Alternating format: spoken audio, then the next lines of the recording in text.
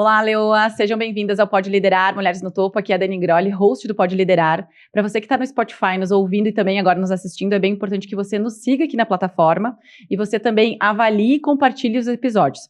Para você que está no YouTube, é bem importante que você se inscreva aqui no canal e também nos dê o likezinho aqui embaixo, combinado? Quem produz conteúdo sabe o quanto é difícil, então se você puder compartilhar com as amigas, com a mãe, com a tia, ajuda a amiga aqui também. Buenas! Vamos lá, garotas. No dia de hoje estou, então, nunca ninguém veio aqui deste ramo, né, mais autoral, estilista, moda estilo. Estou aqui, então, com a Rafa Tomazoni. Minha irmã é Rafa também. Fica tranquila. Já estou aqui íntima, né, a Rafa. Normal. Rafa, então a Rafa, moda, estilista, agora ela tem uma loja, a gente vai falar um pouquinho sobre a loja, sobre a marca. Uhum. Rafa, muito obrigada por ter aceitado meu convite aqui. Obrigada a vocês pelo convite, é um prazer imenso. Vamos lá, então. Rafa, me conta, como é que começou? Hoje tu tem a loja, né? É uma loja, uma marca, tudo. E tudo. É tudo. Me conta, então, hoje ela está sediada em Caxias, mas eu queria entender, me conta como é que surgiu Rafaela Tomazoni. É uma história bem longa. A gente tem 1 hora. Ótimo, então vamos lá. Na verdade, Dani, eu nasci dentro da malharia dos meus pais, a antiga malharia Friolan. Então, eu cresci ouvindo a música, eu sempre digo que é a música, o som das máquinas de tear, para mim, sempre foram músicas. Foram elas que ninaram os meus sonos. Então, eu cresci dentro de um ambiente têxtil, né? Então, tudo que eu aprendi de técnica, do tricô, de costura, enfim, foi dentro desse ambiente têxtil da malharia dos meus pais. Meio que foi natural essa opção minha por fazer moda. Justamente no ano que eu tinha que decidir a minha profissão, de fazer meu vestibular, surgiu o primeiro curso de moda e estilo do Brasil, que justamente foi em Caxias, na UX. Eu até pensei... Que ano foi isso, Rafa? Eu vou te interrompendo. Que ano foi isso, Rafa? Jesus, foi em 91. Ah. Literalmente no século passado. Eu adoro usar isso. Porque realmente é uma história longa, né? E eu acho que a gente precisa de histórias que perduraram para a gente poder até se inspirar. Eu acho que nesse mundo que a gente vive, né, com tantas coisas que começam e terminam tão rapidamente, eu acho que é legal a gente olhar para o passado e se inspirar nele. E naquela época, eu saindo do colégio, meus colegas, um ia fazer medicina, outro direito, administração, eu dizia, olha, eu tenho vontade de fazer moda e estilo. E o pessoal, a Rafa vai fazer corte e costura. Então, eu já tinha aquela coisa, aquele preconceito já existia naquela época. E tu trabalhava na empresa dos teus pais? Não oficialmente, eu convivia, porque sempre a nossa casa ou foi em cima da fábrica, ou muito perto, então assim, eu vivia lá dentro, mas não trabalhava lá dentro.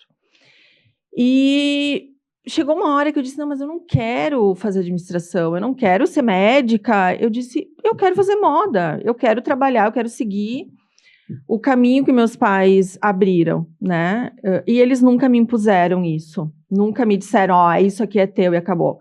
Eu sou filha única. Eu ia te perguntar isso, tu não tem irmãos? Eu sou filha única. Então, assim, nunca teve essa imposição declarada, talvez velada, não sei, mas eu sempre peguei gosto por isso, né? Tanto que numa época, eu lembro que eu ainda estava no colégio, os meus pais, eles viajaram, eles foram para São Paulo, eles viajavam muito a negócios, né? E eles me disseram, filha, fica pela malharia, né? Eu acho que isso fez eu gostar muito, né? Eles sempre faziam muita questão que eu estivesse lá, que eu fosse para lá. Fica pela malharia, né? Não fica tão em casa, de vez em quando vai para lá. E eu lembro que na época chegaram 2 rocas de fio, de amostras de um fornecedor, uma delas era grafite, na cor grafite, a outra era uma cor bordô. E eu olhei aquilo e disse, que coisa interessante, eu disse, eu vou fazer uma roupa para mim com esse fio novo que chegou. E eu peguei, sentei, desenhei, na época... Isso tu já estava na faculdade, assim? Não, tava finalizando o colégio. Entendi. Ainda estava no colégio, então eu tinha 17 anos, mais ou menos, né? E aí, Eu disse, eu vou desenhar uma roupa para mim, vou fazer uma surpresa para os meus pais. E aproveito e já testo o fio para eles, né? Desenhei um blusão, sentei ao lado da pessoa que fazia os programas, né? Nas máquinas de tecnologia e tal. A gente fez o blusão, coisa mais linda. Tinha pegado uma referência numa revista de uma gola de zíper. Daí a modelista tinha me ajudado a fazer, enfim, né? Ficou lindo o blusão. E na época se usava legging para se usar com os blusões amplos. A gente está falando da década de 90, início da década de 90, então realmente é muito tempo. Porém, tinha sobrado pouco fio daquelas duas rocas, porque eu tinha usado as duas, eu tinha feito um jacquard, então eu tinha gastado quase tudo. E eu pensei, nossa, eu não vou conseguir fazer um fusô, nem bordô, nem grafite. Eu disse, Jesus, quer saber, eu vou fazer uma perna de cada cor. Meu Deus. E fiz. Né? Não pensei, o que os outros vão dizer, que ridículo que pode... Não, eu fiz, né? Eu acho que quando a gente é jovem, a gente se questiona menos. Não sei, na minha época, pelo menos, eu acho que eu era assim. Fiz a tal da legging para usar com o tal do blusão e vesti. Quando meus pais estavam chegando, eles olharam, Rafaela, mas que roupa é essa, né? Que coisa mais linda. Eu disse, eu fiz. Eles ficaram super surpresos. E para minha surpresa, dias atrás, não faz muito tempo, eu encontrei uma amiga minha, que também é do ramo da moda, e ela me disse, Rafa, eu quero te dizer uma coisa. Tu lembra uma vez que tu estava na frente do Carmo, que eu estudava no Carmo, e tu estava vestindo uma roupa onde a calça, a legging, era uma perna de cada cor? Ela disse, eu quero te dizer que eu estudava no Leonardo da Vinci, que era na frente, e eu te vi pela janela e eu fiquei enlouquecida por aquela tua roupa, ela disse, e desde aquele dia tu é uma inspiração para mim. Ui, me arrepiei. E eu disse, não pode, imagina, eu disse, isso faz muito tempo. Ela disse, sim, Rafa, ela se marcou muito. Então esse foi o meu marco, de realmente dizer, não, eu gosto de fazer isso e eu acho que eu sirvo para isso. E daí eu finquei o prego, bati o martelo e disse, não, eu vou fazer moda. Querem dizer que eu faço corte e costura, podem dizer o que vocês quiserem, mas eu vou seguir a minha vocação. E então, na época, eu lembro que eu fiquei em primeiro lugar no vestibular para moda e estilo. Eu podia ter entrado para medicina nas minhas notas. E eu disse, olha que interessante, né? Às vezes a gente não se valoriza.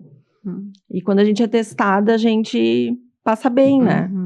Então, eu faço parte, então, da primeira turma de moda e estilo da UX. Tinha bastante gente, Rafa, inscrita? Bom, era o segundo curso depois de medicina. É? Por causa da novidade e foi realmente, assim, uma quebra de paradigmas, né? Foi realmente uma aposta muito grande, tanto da UX quanto do ramo têxtil aqui de Caxias. Era uma demanda que existia muito grande aqui de profissionais da moda. Foi identificado essa demanda e, nossa, foi um sucesso. Nós éramos, eu não lembro quantas nós éramos, mas tinha bastante gente na turma. A gente já era em 20 e poucas. Era um curso técnico, que era de duração de 3 anos. Nós realmente fomos cobaias, e quando a gente fala cobaia é com muito orgulho, né? Então, pode-se dizer que nós éramos as pioneiras da moda em Caxias, junto com os nossos professores, porque eles também diziam, olha, pessoal, a gente está aprendendo também como dar aula de moda. Então, foi um processo muito legal, é encantador, assim, o período que a gente passou. Não existia computador, não existia internet, nós tínhamos uma modateca, que quem era bibliotecária era a Márcia Maróstica, que depois virou a princesa da Festa da Uva. Olha só. E são coisas muito interessantes, né? E as revistas, a gente lembra que a UX trazia as revistas para a modateca. As revistas chegavam, claro, 6 meses, 8 meses depois que os desfiles haviam acontecido, né, na Europa. Nossa, pensa. Então, a nossa pesquisa era realmente muito... demorava muito para a informação chegar aqui. Nesse meio tempo da faculdade, então, eu entrei definitivamente para malharia, né? Nesse período, eu já criei uma marca. Quanto tempo tinha de curso naquela época? Era o mesmo período? 3 anos. 3 anos. Apenas, era um curso técnico. Tá. Então, nós não tínhamos todas aquelas cadeiras do básico, enfim. E lá tu já criou a marca Rafaela Tomazoni? Não, eu criei uma marca, na época era... eu tive 2 marcas, teve 3, na verdade. Olha como a gente era amador na época, né? 2 delas eu lancei e depois que eu fui registrar. E aí passou no registro, aliás, não passou no registro, eu tive que mudar. Sério? A gente não sabia disso. A gente era muito cru. Quando tu fala gente, tu tinha mais gente por... A malharia. Ah, entendi. Toda a malharia, toda a estrutura que era dos meus pais. Então, eles também, obviamente, e toda a equipe que trabalhava na malharia. Era uma malharia grande, Rafa? Não era grande necessariamente de tamanho, mas era uma malharia muito tradicional. A malharia... Agora, vamos abrir um parênteses. A malharia Friolan começou fazendo roupinhas de boneca para Estrela. Roupinhas de tricô. Então, esse foi o meu universo, enquanto eu crescia. Então, eu lembro que toda sexta-feira, no final da tarde, eram feitos os embarques para São Paulo, para Estrela. E durante esse dia havia a conferência dessas peças. Então, em cima das mesas, eram pilhas e pilhas e pilhas de vestidinhos de boneca. Que legal. Então, chegou a épocas que sim, a malharia acho que tinha 40, 50 funcionários, eu não sei te dizer, mas era forte. Onde é que ela é? Aqui, do lado. Ah, é? Bem pertinho. Aqui na Ribeiro Mendes, sim. E depois, claro, o mercado foi mudando, entrou o presidente Collor, que abriu o mercado, então a Estrela começou a buscar fornecedores na China, o nosso produto interno começou a ficar muito caro. Estrela, a marca das de bonecas, da boneca. Dos brinquedos. Ai, não tinha associado. É que tu, acho que não é. Não, mas eu sim. Brinquedos Estrela. Era a maior marca de brinquedos do Brasil. Bebezinho, bate-palminha. Eles faziam as roupinhas. As roupinhas de tricô. Era a coisa mais linda, porque elas eram minúsculas, né? E meu pai, então, ia muito para São Paulo para pegar os pedidos, enfim, né? Pegar as amostras. E normalmente ele trazia as bonecas de amostra. O manequim, né? Era a boneca. E então a sala dele, o escritório dele tinha um armário cheio de bonecas em cima. Legal. Era muito bizarro. E eu acabava brincando. Só que por um lado, assim, era muito engraçado porque, por exemplo, a bate-palminha. Até eu vi umas postagens esses dias de um pessoal recapitulando os anos 80, apareceu a bate-palminha, né? Que tu batia nela, ela batia a palminha e ria, não lembro. Só que todas que o meu pai trazia não faziam nada, elas eram só carcaça. Então eu tinha todas as novidades, mas elas não funcionavam. Não tinha bate-palminha. Não, elas não tinham alma, era só carcaça. Então foi um ambiente muito, muito interessante, esse das bonecas Estrela. Então assim, o mercado foi mudando, o próprio pessoal da Estrela comunicou, meu pai disse, olha, o mercado está se abrindo, há muitas oportunidades lá fora, no Oriente, de fornecedores que vão fazer para nós por um preço absurdamente mais barato.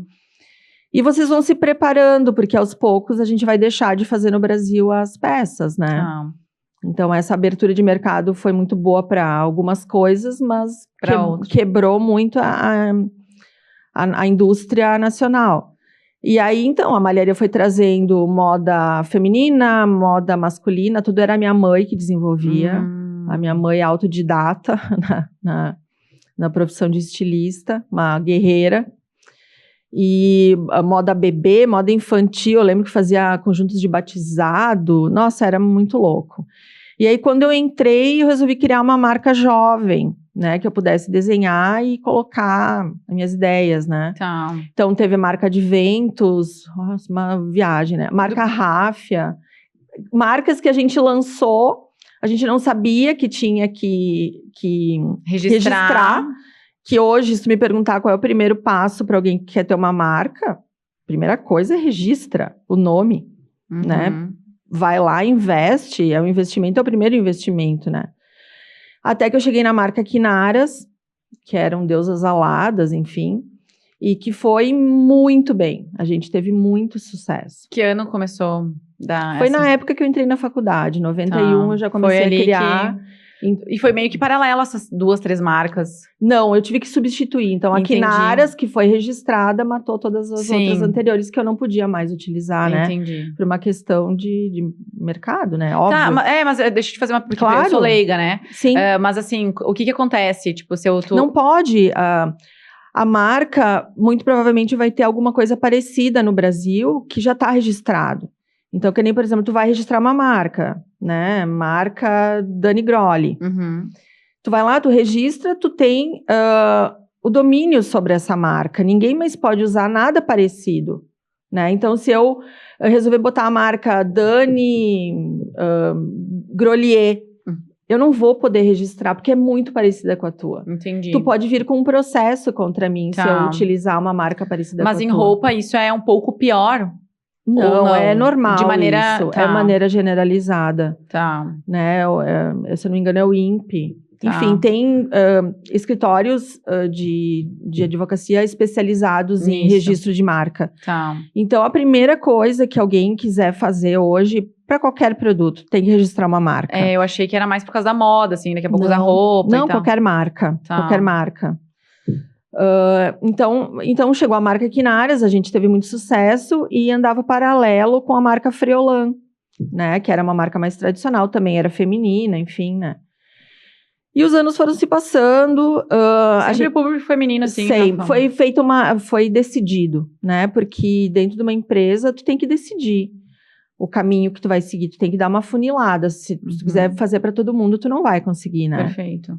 Até porque moda feminina e masculina é muito diferente. Muito. É completamente diferente. São produtos completamente distintos. Uhum. Então, tem que ter design diferenciado, matéria-prima diferenciada, canal de venda diferenciado. Não tem como.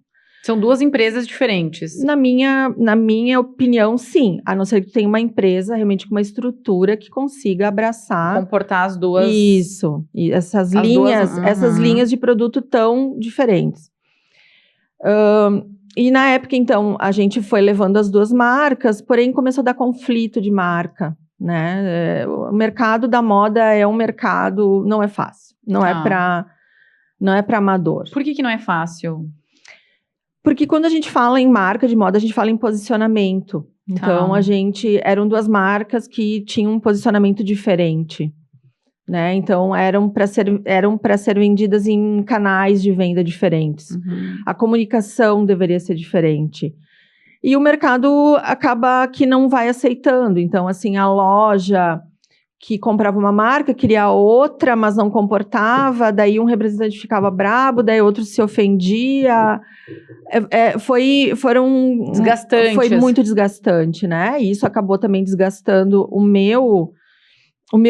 a minha posição dentro da empresa, porque eu acabava divergindo muito de algumas ideias, né? De algumas estratégias, de algumas ações que a própria empresa encontrava para tentar solucionar esses problemas. E eu comecei a ficar bastante desgastada, comecei a ficar muito em dúvida da minha capacidade como estilista, como empreendedora, que eu também achava que eu tinha essa veia. E eu passei muito tempo, sabe, me questionando o que eu vou fazer. Eu vou continuar aqui, eu vou ser apenas uma estilista, porque eu acho, na minha opinião, o estilismo hoje de moda, eu acho que quando a pessoa pensa em ser estilista, ela tem que fazer uma escolha entre 2 caminhos. Eu posso estar sendo errada. Não é nem errada, mas é uma visão. Não, e a tua história, ela te proporcionou isso, é uma perspectiva, né? Então assim, dentro do mundo da moda, tu não precisa ser só estilista. Tu tem 1000 coisas que tu pode fazer dentro da moda em si. Né? Tu pode ir para a carreira da comunicação de moda, do business de moda, de venda, por comércio eletrônico. A moda é um mercado fascinante que te proporciona muita oportunidade legal. Talvez até mais fora da nossa região há de se falar isso, né? Mas enfim.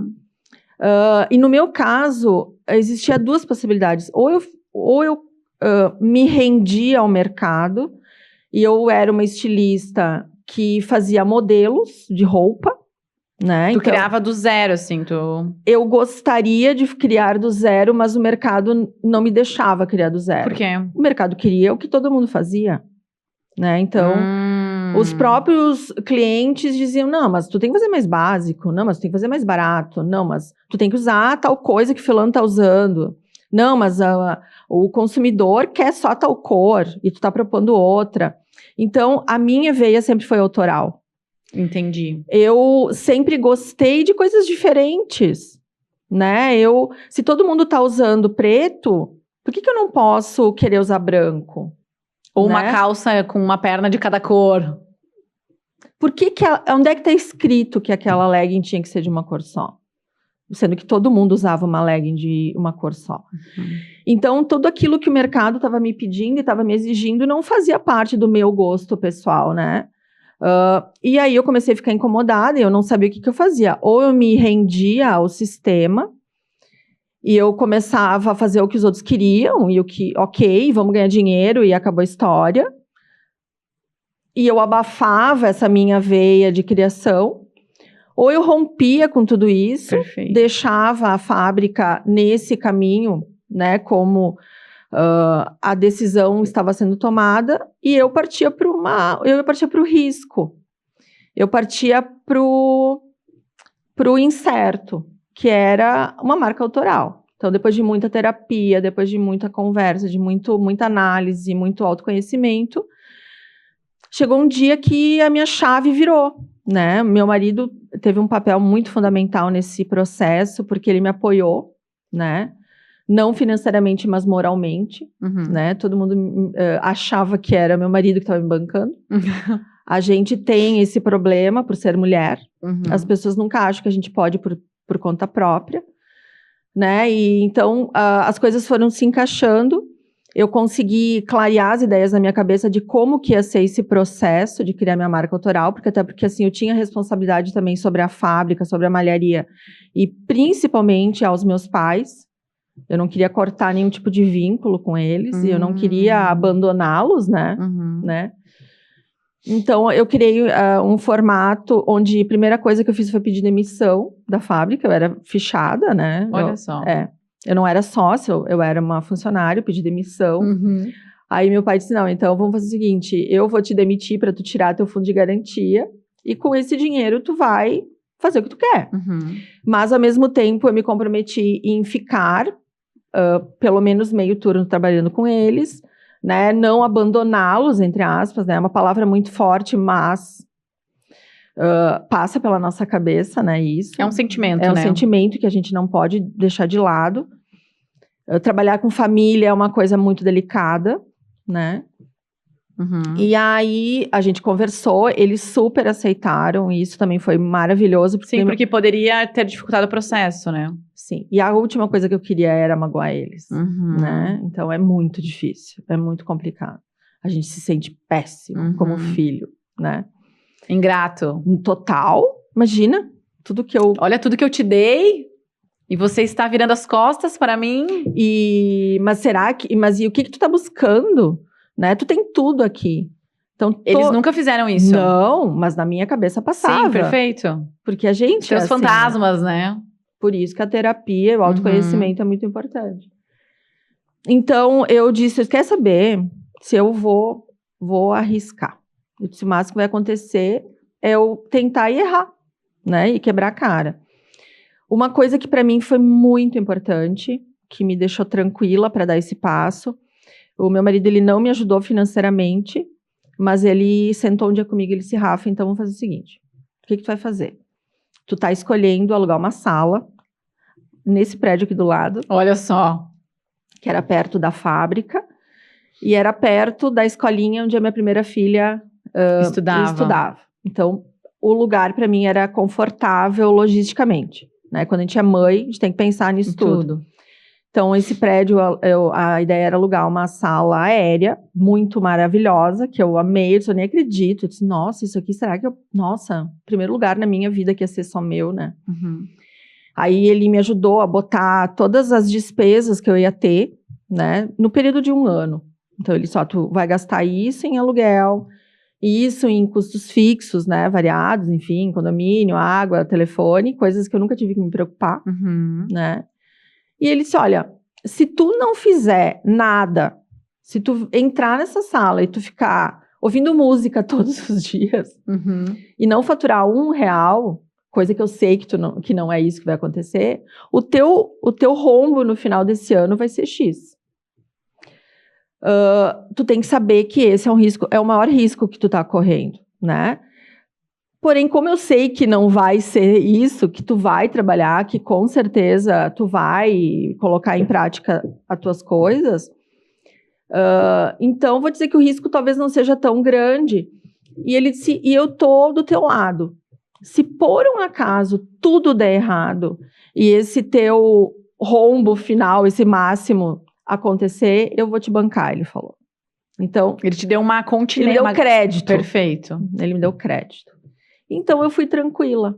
Eu sabia que eu não ia ficar ouvindo música todo dia, né? E que eu ia colocar as minhas ideias em prática.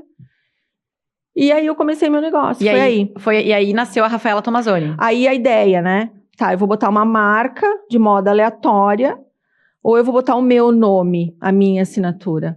Eu disse, quer saber? Eu disse, a minha vida inteira eu tive que seguir o que os outros queriam. Eu vou seguir o que eu acho. Então, é a minha marca, é meu nome, que é a minha assinatura que vai ter que estar nas minhas criações. E aí foi que surgiu a Rafaela Tomazoni, né? Então, a minha ideia desde o início foi vender diretamente ao consumidor, porque as minhas amigas, né? Eu tenho, graças a Deus, eu tenho muitas, né? Poderia ser vereadora, como todo mundo diz. Todo mundo dizia, Rafa, aquela roupa que tu estava usando em tal dia, onde é que eu posso comprar? Eu disse, tu não pode comprar, porque não foi... ninguém acreditou nessa ideia. É uma ideia que eu fiz, ofereci, ninguém quis, peguei para mim. Olha só. Que é a questão do ser diferente, né? E deixa eu só te fazer um adendo, assim, uma coisa que tu falou, que eu acho que é importante a gente trazer, tu trouxe que as tuas roupas, elas eram ousadas, né, eram diferentes, e o quanto, muitas vezes, a mulher, ela tem que ser, ela tem que bancar o diferente. Total. Então, quando tu falou ali que as pessoas vinham buscar o branco, o padrão, pra ti conseguir usar uma jaqueta neon, sei lá, um casaco fora, um negócio de cada cor, tu tem que ter uma envergadura para personalidade, perfeito. Autoestima, autossegurança, tu tem que ter autoconfiança para dar conta daquilo, né? Mas tem muita mulher que dá conta. Com certeza. E, na verdade, o que acontecia era o atacado que não abraçava a minha ideia. Eram as lojas. Então, na verdade, as lojas, elas eram um certo obstáculo para as minhas ideias. Então, a gente só vendia para as lojas. Mas tu acha que tu disse assim, que tem muita mulher que dá conta. Então. A mulher, ela dá, na tua opinião, assim, não sei se faz sentido para ti, tem muita mulher que dá conta, mas não sabe que dá conta? Eu acho que existem as duas coisas. Eu acho que tem a mulher que já se deu conta que dá conta, que já passou por essa fase, já tá talvez até numa idade que se permita, que saiba quem ela é e ela externa isso, e eu conheço várias, né? E tem aquelas com muito potencial, que gostariam de dar conta, mas ainda estão numa fase de vida insegura. Por exemplo, na tua percepção, que fase é essa? Que a mulher ainda não se conhece direito, que ainda está ligada a velhos padrões, a velhas crenças, né? Eu preciso estar igual às minhas amigas para ser aceita. Eu preciso ser a todo mundo para ser aceita na sociedade. Eu preciso ser assim para estar num posto de trabalho.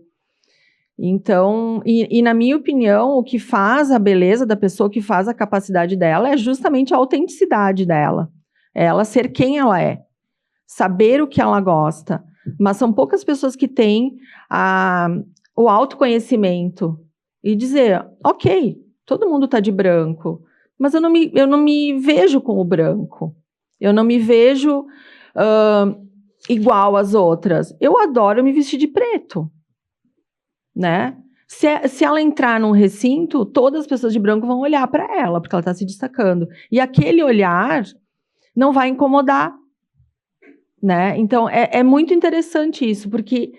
Então, quando eu criei a minha marca, eu tive a oportunidade de vender para essas pessoas que já se permitiam. Tu tinha clareza de que esse era teu propósito? O meu propósito era fazer o que eu achava bonito, era me expressar. Pode até alguém dizer que é uma questão, sei lá, de ego, não sei. Não vejo como algo de ego, mas me parece que também me parece que tu passa bastante do teu jeito de ser através... Sim. Exato. Sim, e por que não? Exato. Né? Uhum. E aí, a partir dessa minha proposta de marca autoral, eu comecei a atrair pessoas que pensam que nem eu. Né? Então, assim, muita da minha rede de amigas começaram a visitar o meu espaço e começaram a ver que elas encontravam ali coisas super diferentes, coisas que elas não encontravam em outras lojas e que elas queriam usar.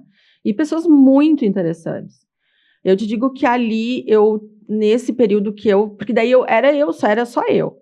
Então, eu produzia de manhã, daí a fábrica continuou produzindo para mim. Entendi. De tarde, eu ia para esse meu espaço, eu acabava desenvolvendo, criando minhas coisas aí, desenhando, desenvolvendo algumas amostras. Eu aprendi a fazer tricô manual, que eu não fazia, minha madrinha me ensinou. Então, eu aliei todo o meu conhecimento de tricô retilíneo, de máquina, com o tricô manual. E comecei, então, a entrar em contato com alguns fornecedores que me mandavam quantidades menores de fios para que eu pudesse fabricar. Então, eu fabricava edições limitadas. Foi na época do Instagram, começou o Instagram, eu já comecei a aproveitar, porque eu sempre amei fotografia. Então, todo mundo ficava babando pelas fotos que eu postava. Nos sábados à tarde, eventualmente, eu fazia um chá. E aí, eu convidava as minhas amigas, que traziam as amigas das amigas. E era assim que eu fazia a venda. Desde o início, eu sempre tive um comprometimento com o profissionalismo. Então, assim, desde o início, eu sempre tive um sistema. Eu sempre procurei seguir todas as regras de mercado, emissão de nota fiscal. Tudo bonitinho. Tudo bonitinho, sabe? E eu acho que não adianta a gente falar de corrupção na classe política, não adianta a gente falar que fulano, beltrano é isso, se a gente não cumpre o nosso papel. Ah, mas o imposto que eu pago é desviado. Bom, aí o problema não é meu. Aí é o problema de quem está desviando, é um problema do sistema, eles que se acertem com quem eles têm que se acertar. O meu papel eu estou cumprindo. Perfeito. Então, assim, é isso que eu quero passar para minhas filhas. Não adianta eu reclamar, não adianta eu cobrar se eu estou fazendo de uma maneira correta. É uma maneira errada, desculpa. Então, isso desde o início. É mais difícil? É mais difícil. Porque tudo que tu faz muito certinho demora mais para o teu resultado. Quando eu falo resultado é financeiro, é o lucro lá no final, né? Mas eu acho que as coisas foram caminhando de uma maneira lenta, porém, passo a passo, muito pouquinho, muito, como eu disse, lentamente, mas muito seguro. Aí chegou um ponto que eu engravidei da minha segunda filha. Aí eu disse, bom, agora temos um outro perrengue, como é que a gente vai fazer, né? Porque eu era sozinha. Eu atendia, fazia tudo, né? Contabilidade, coisa que eu nunca fiz. Pagava conta. E... Tu tem 2 filhas? Eu tenho a Júlia, de 14, e eu tenho a Georgia, de 9. Tá. E minha marca surgiu há 11 anos, então no meio dessas 2 filhas. Mas foi aí que eu contratei a primeira pessoa, né, para me auxiliar, a Marisa. Também foi um desafio eu ter a responsabilidade de uma funcionária. Então, eu também tive que aprender a delegar, a largar, né, orientar, a gerenciar. Eu tive a Georgia, tudo andou super bem, super tranquilo. Chegou um ponto, então, que as minhas clientes começaram a dizer, Rafa, tu teria que vir para uma loja mais perto da gente.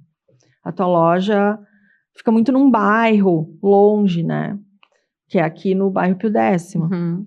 E a maioria morava mais pro centro, pro Exposição, né? Ali naquela região dos colégios, né? E surgiu uma oportunidade a gente encontrou uma sala no prédio atrás do meu prédio, onde eu moro. Então, a gente montou outra loja. Quando é que foi isso, Rafa? Foi 2018. Ah, faz pouco. Então, nós saímos daqui do bairro Pio Décimo, fomos lá para a exposição. E foi incrível, assim, essa mudança. Ô, Rafa, quando é que tu percebeu que a Rafaela Tomazoni começou a dar certo? Deu certo? Quando eu consegui pagar minhas contas. E quando eu consegui ver que as pessoas iam na minha loja, gostavam, compravam e voltavam. Né? Então, tu começava a ver que a fulana indicava para a Beltrana. Então, acaba gerando uma rede de interesse pela tua marca.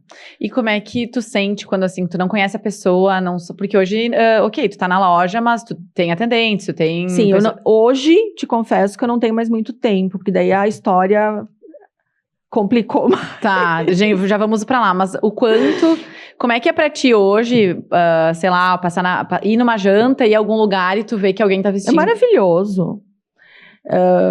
É incrível, vale mais do que o próprio pagamento por aquela peça, né? E principalmente, e é o que mais me enche de orgulho, é ver mulheres incríveis usando as minhas coisas, sabe? Quando eu falo incríveis, eu não tô falando de beleza necessariamente, mas mulheres que estão num nível incrível de trabalho, de personalidade, de família, sabe? De conhecimento. Eu te digo assim, para mim, todos esses momentos que eu fiquei atendendo as minhas clientes e fazendo eventos, eu sempre fiz muito evento. Eu adoro conversar, eu adoro receber.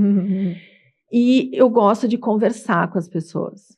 Então, assim, o que eu já aprendi com essas minhas clientes, por elas serem extremamente interessantes, é uma coisa que não tem, né? Pessoas de profissões variadíssimas, de tudo que tu pode imaginar, que tu pode sentar e dizer, gente, vamos tomar um café, me conta o que tu faz da tua vida, me conta como é que tu começou.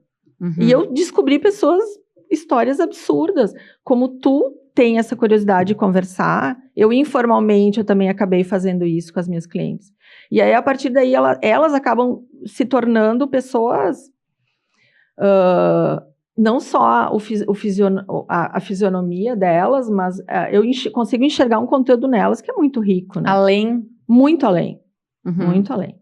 E hoje tu trouxe, né, que tu comentou que tu não tem mais tempo hoje. Como é que tá? Como é que tá isso hoje? Pois é. Onde é que chegou a Rafa Tomazoni? Na verdade, assim, as coisas não são tão lindas quanto a gente corta e mostra, exato. Né? Então, não tem nada de glamour, né? Na verdade, é isso que o pessoal da moda mostra muito, que é o glamour, né? Então, só que é a ponta do iceberg. O que tá por baixo é bem maior, né? E nem sempre é lindo. Então, veio a pandemia, né? Então, a nova loja que foi... Que tu abriu em 2018. Foi um sucesso absurdo. Na verdade, a gente fez uma loja completamente diferente do que tinha, né? A gente botou uma cozinha dentro da loja. Que legal. Que é justamente para acolher as pessoas. E chegou a pandemia, acabaram os eventos. Acabou o acolhimento, cada um na sua. E nesse mesmo período, a gente teve uma conversa, né? Eu e meus pais, eles estavam muito cansados e também com algumas questões internas da fábrica, que eles estavam muito desgastados. E eu disse, vamos fazer o seguinte, vocês dão um tempo, vocês se retiram, eu vou entrar, eu vou assumir também a parte da fábrica, como administradora, mas vocês vão ter que deixar eu fazer do meu jeito. Isso foi muito difícil. Muito difícil. Não é que o jeito deles é o errado. Não. Porém, eu penso diferente. Então, isso é muito complicado da gente gerenciar, né? Com pai e mãe ou com qualquer pessoa. Empresa, né, guria? É muito difícil, né? Entra sentimento, parece que, enfim. De novo, a gente volta para aquela coisa da Entre ingratidão, da arrogância. E entre outras coisas que eles também, enquanto seres humanos, estavam sentindo e passando, né? Já eram idosos, né? Bem complicado. Aí, com a pandemia, então, de alguma maneira, eles meio que se obrigaram realmente a não estar fisicamente na fábrica. Só que, assim, eu tava com um belo de um pepino na mão, né? Então, eu tava com a minha loja, que não estava faturando nada por causa da pandemia, Uhum. e eu estava com uma fábrica com sérios problemas, inclusive financeiros. Uhum. Então, foi um momento muito delicado, onde eu tive muito apoio, né, da Marisa, que trabalhava comigo. Ela, nossa, virou meu braço direito. Naquela época, o que nos salvou, de alguma maneira, foi o e-commerce, que nós já tínhamos. Então, em 2020, nós já tínhamos um e-commerce atuante, né? Foi muito bom para nós. Na primeira semana que eu fiquei em casa, por causa do lockdown, eu pensei, as pessoas não vão querer comprar roupa para sair. Vão aonde? Uhum. Não vão comprar roupa para ir no mercado, que era o máximo que as pessoas saíam. Sim. Pensei, as pessoas vão ficar em casa, elas vão ficar olhando para as paredes delas, né? E elas vão querer se aconchegar cada vez mais. Eu pensei, aí eu tirei o coelho da cartola, que era de fazer mantas de decoração, que eu sempre tive vontade de fazer, mas nunca tive condição. Manta de decoração. As mantas de tricô para jogar em cima de sofá, para jogar em cima de cama, para estar ali do teu lado enquanto tu estiver assistindo televisão, tu vai te abraçar com elas. E eu não consegui ficar em casa mais de uma semana. Eu fui para a fábrica. Eu disse, não, vamos parar, vamos ter que se mexer, vamos tomar todas as precauções em relação ao distanciamento, à limpeza. Eu disse, mas vamos ter que arriscar. Eu tinha funcionários para pagar. Imagina, né, guria? E desenvolvemos as mantas, foi um sucesso as mantas. Então, e-commerce, as pessoas só mandavam WhatsApp, né, as nossas clientes, só diziam, eu tô passando lá na portaria da loja, que cores tu tem? A gente já mandava, eu quero a tal. Já fazia o pagamento, enfim. E, ao mesmo tempo, então, eu tinha pedidos para encaminhar da malharia, gente batendo na porta para cobrar dívida, rescisão de funcionário para fazer, porque daí a gente tomou a decisão de realmente diminuir muito, né, a nossa fábrica.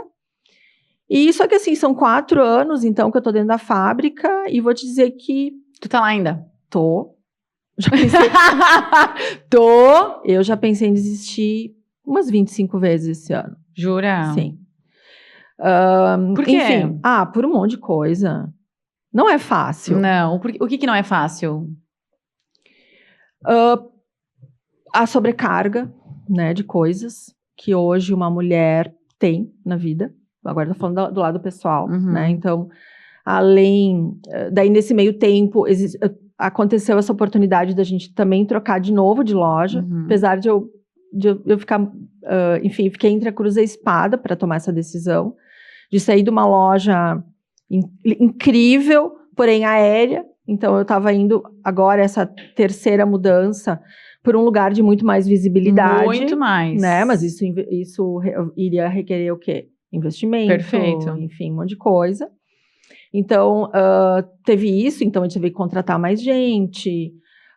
Na fábrica, nós decidimos também abandonar todo o resto que nós fazíamos, e hoje a fábrica ela é exclusiva para a marca Raffaella Tommasoni, né? Então, a gente teve que abrir o mercado de atacado, né? Então, a gente acabou internamente, criando um departamento de atendimento de atacado.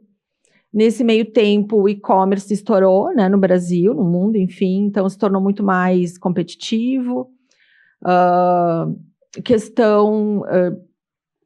O que mais? Questão de mão de obra, enfim. Mudou, o clima mudou, tudo mudou.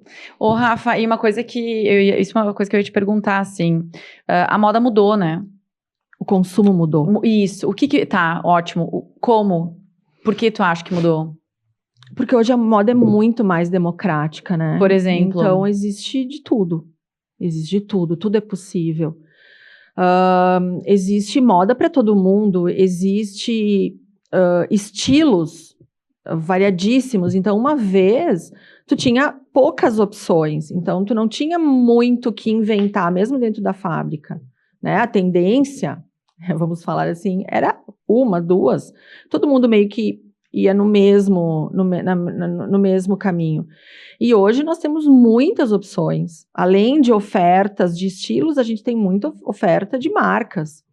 Com essa história de e-commerce, hoje tu consegue, tu imaginar, eu quero um calçado X, tu vai entrar num buscador, tu vai ter milhões de ofertas, de preços absurdos, absurdos que eu quero dizer, desde o barato até o mais caro, coisas vindo do exterior, sendo elas baratas ou caras, as próprias multimarcas de outros lugares assediando os nossos consumidores, marcas do resto do país também assediando nossos consumidores. Então, hoje o mercado tem muita oferta, é muita concorrência, né? E eu acho que nesse momento as pessoas estão até um pouco baratinadas na hora de fazer escolhas de compra de moda, né? De tanta coisa que tem.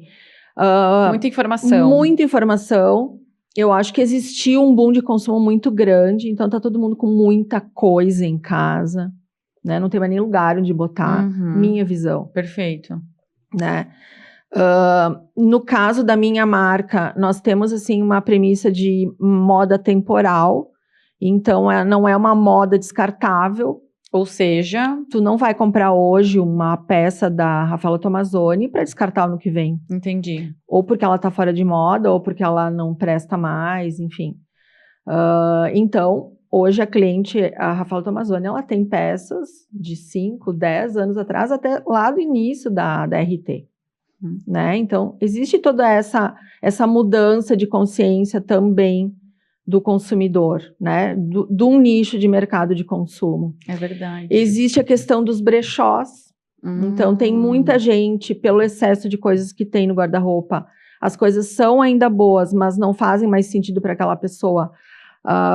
Essas peças estão indo para os brechós e tem muita gente consumindo em brechó. E não só pela questão financeira, mas uma questão de opção de estilo de vida, que é muito interessante também. Existe também outra mudança de comportamento de consumidor quando a gente fala em sustentabilidade. Então, hoje, tem muito mais gente pensando de que marca vai comprar, que tipo de matéria-prima vai escolher. Entendi. Né? Marcas que realmente estejam preocupadas, seja com o meio ambiente, seja com a questão social. Existem vários grupos que também estão consumindo e se questionando antes da compra, né? Tem a questão do clima, que não adianta a gente querer botar para baixo do tapete. O clima, não é que o produto de moda venda apenas, no nosso caso, nesse momento, com o frio. Sim, o frio ele é um belo de uma ferramenta para impulsionar as vendas, porém, o mercado fica atrapalhado. As pessoas ficam atrapalhadas. Não sabem. Não sabem o que usar, não sabem o que comprar, não sabem se hoje vão comprar, amanhã vão poder usar. Saem de casa com uma roupa, chegando no final do dia, aquela roupa ela escolheu errado porque afinal virou a temperatura. Então, quando o mercado está atrapalhado de uma maneira geral, o consumo ele se perde, nesse caso de moda, né? Então, tem muita coisa acontecendo. Eu acho que também... Tu acha que isso interfere nas tuas decisões em relação ao futuro para Rafaela Tomazoni? Eu acho que sim, porque eu te confesso que eu estou num momento de muito questionamento. E estou um pouco atrapalhada, eu não tenho vergonha de dizer. Porque é muita coisa ao mesmo tempo acontecendo, né?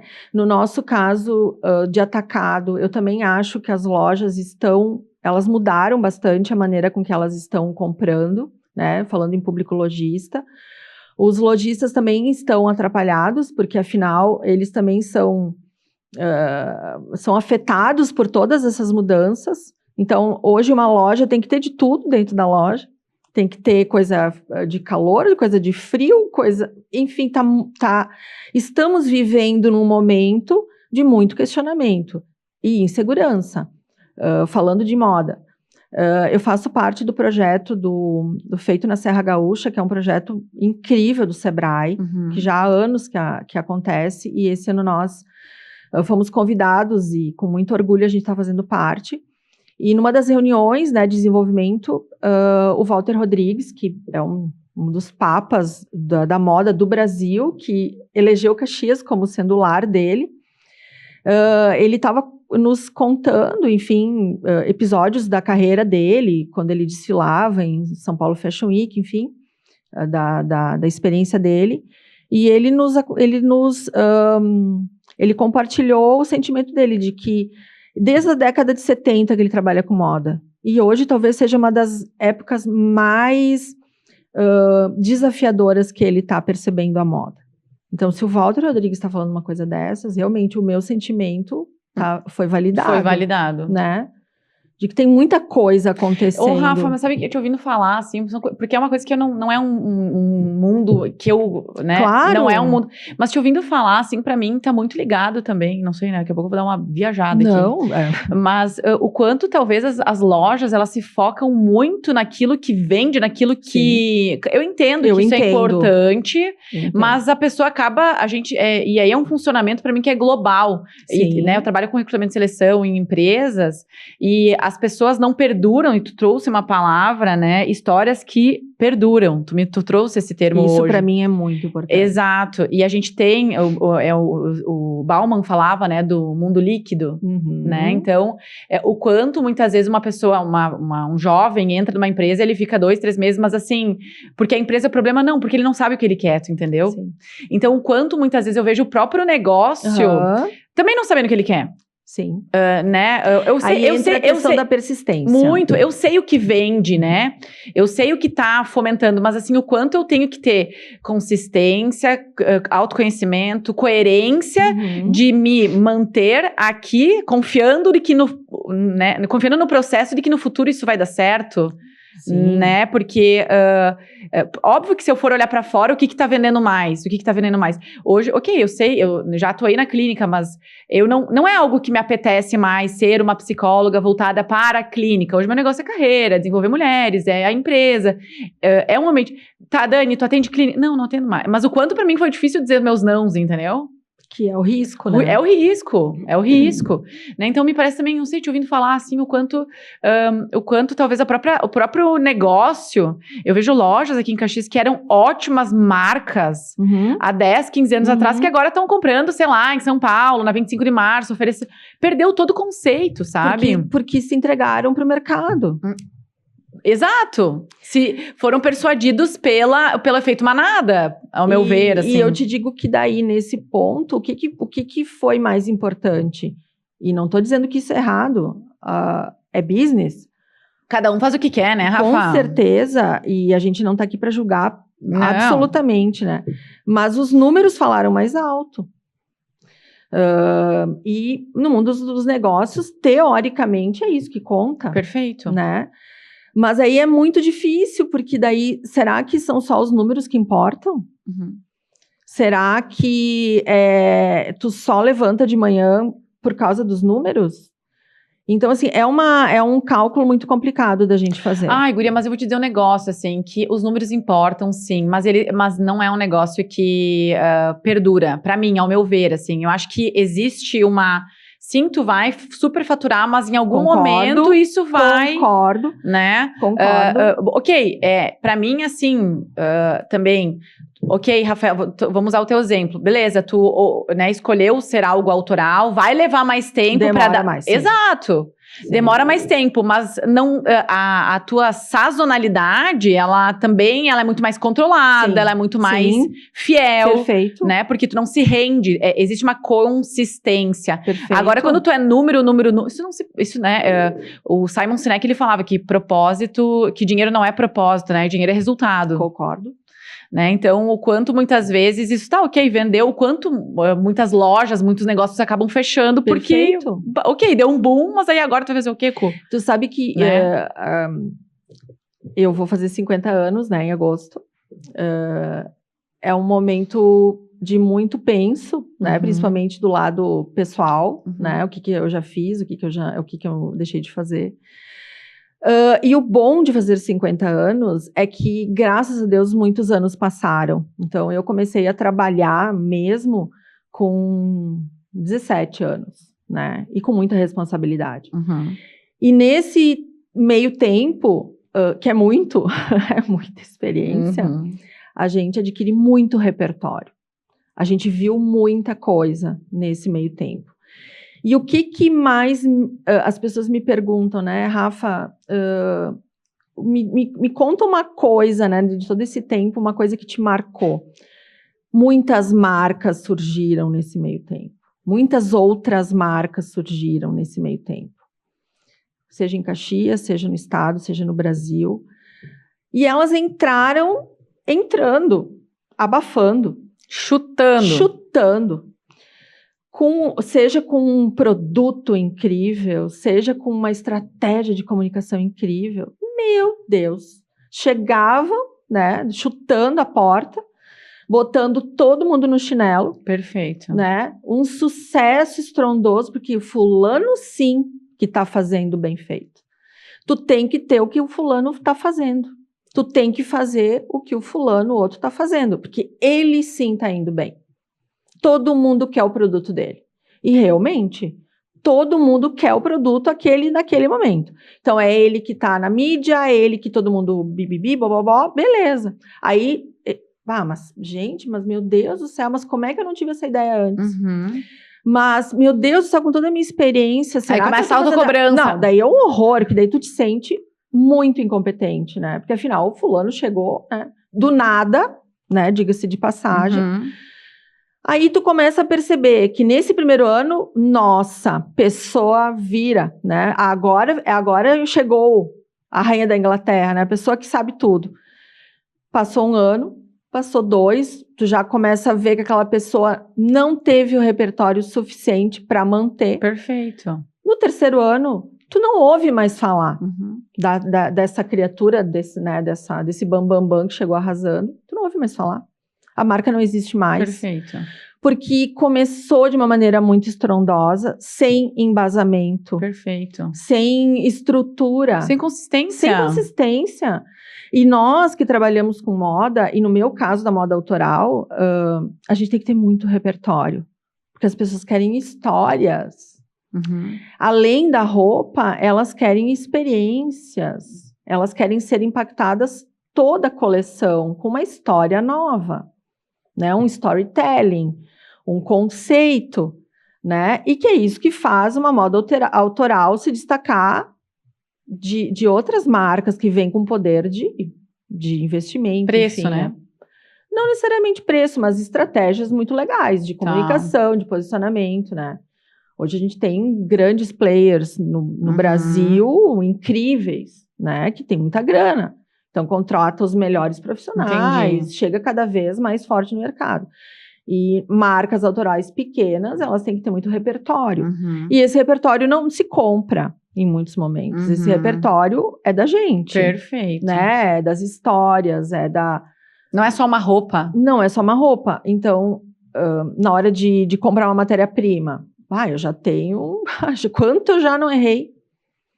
Então, talvez, na hora de comprar, eu já vou errar bem menos. Mas quanto tempo eu demorei para aprender isso? Aquele player que chegou bombando, se jogou, né? Chega no final, eu não consigo pagar as contas. Porque não tinha experiência. E assim, tu me fala muito, isso para mim também, para mim é muito claro também, assim, o quanto é importante. Às vezes a gente pensa, por que as coisas não acontecem na minha vida logo?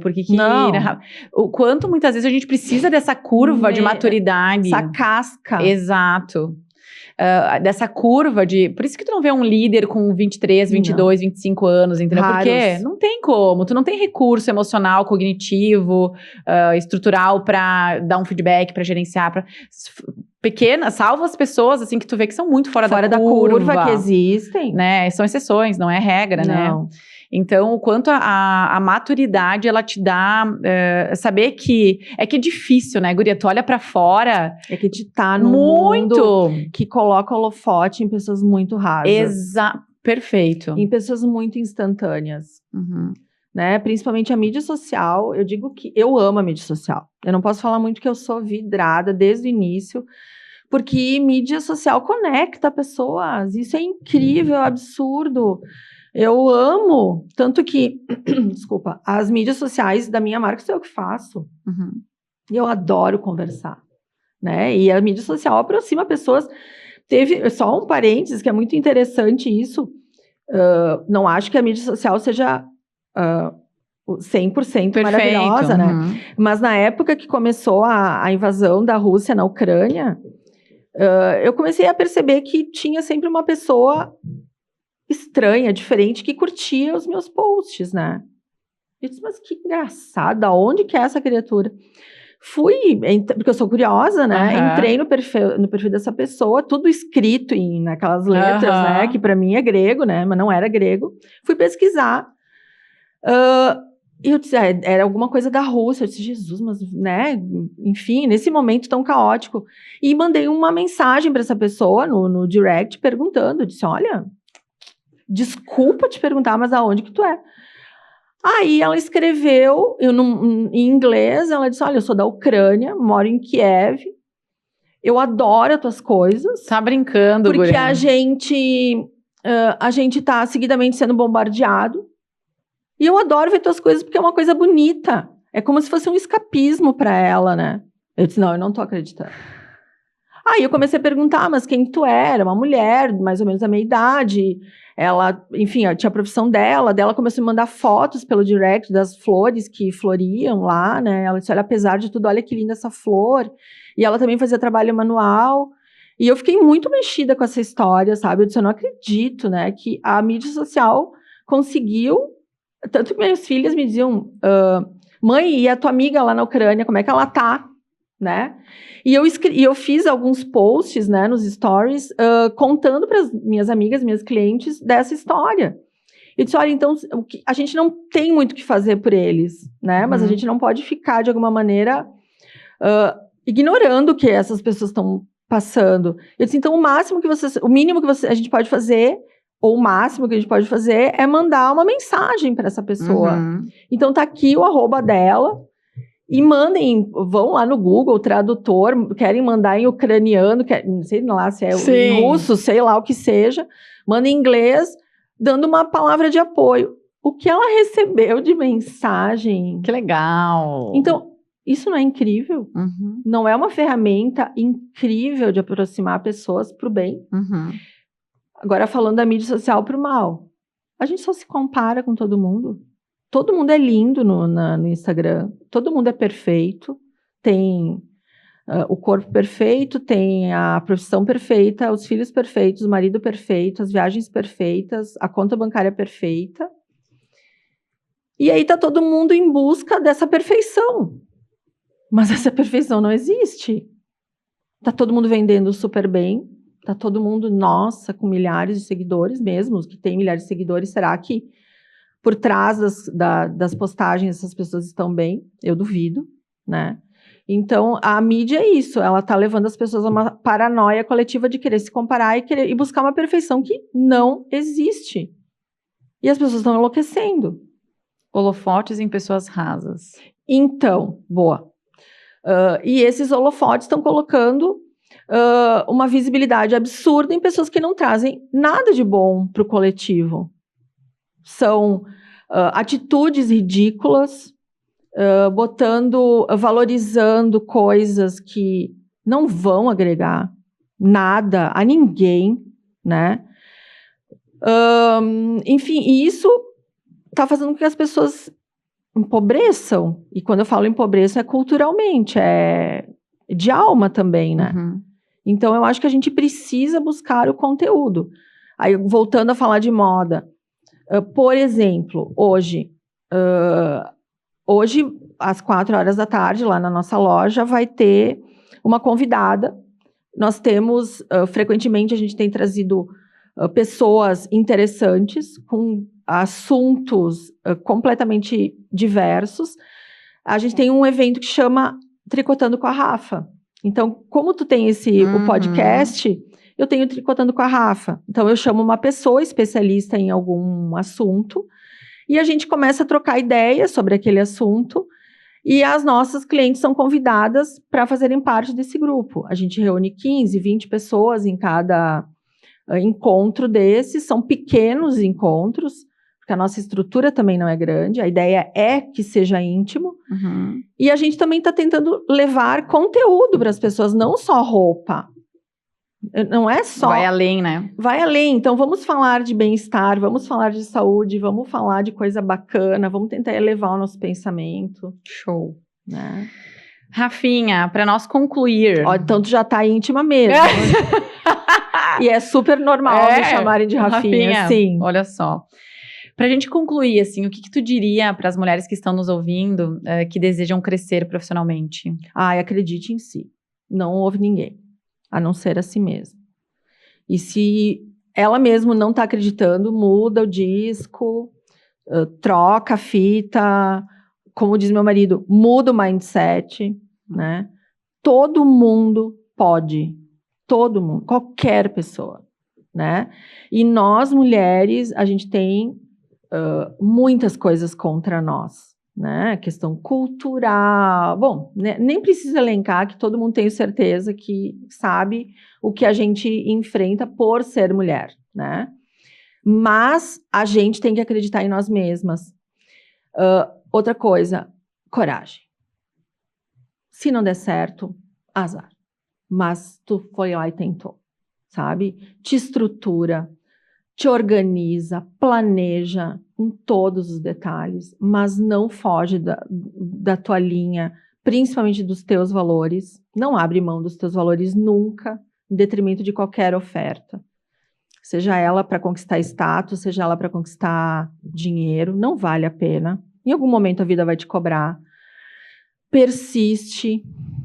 Conta até 10 e muitas vezes durante o dia, acorda muitas vezes querendo desistir e tu vai dizer, não, eu vou. Vai tomar um banho e melhora. Vamos, não é fácil. E tenha fé que a vida vai dar o que tu merece e todas nós merecemos. Perfeito. E uma coisa também que é só para encerrar, eu falo bastante, eu te falei. Não, tudo. Nós, mulheres, precisamos nos apoiar. Sororidade. Ponto. Isso é o mínimo. Então, se tu tá vendo uma que tá desanimada, uma que tá triste, uma que tá desestimulada, vai lá e dá a mão. Ou dá uma palavra. E ouve essa pessoa. Não queira dar a lição de moral. Só ouve essa mulher. Ouve e diz que ela pode. Escuta. Escuta essa pessoa e diz o que ela pode. Show. Rafa, muito obrigada pelo teu tempo. Opa, falei bastante. Não, mas é isso aí. É para isso que tu foi convidada, para falar bastante. Isso aí. Muito obrigada pelo teu tempo. Eu que agradeço. Obrigada por me ouvir. Não, imagina. Por ouvir minhas histórias. Show. Gurias que nos acompanharam hoje, muito obrigada aí por estar acompanhando. Para você que está no Spotify, é bem importante que você nos siga aqui na plataforma, compartilhe os episódios, avalie os episódios também. E para você que está no YouTube, eu ia dizer no Spotify, no YouTube, é importante que você se inscreva no canal e deixe o likezinho aqui embaixo. Combinado? Obrigada aí, de novo, pela audiência e vejo vocês na semana que vem. Beijos e até mais.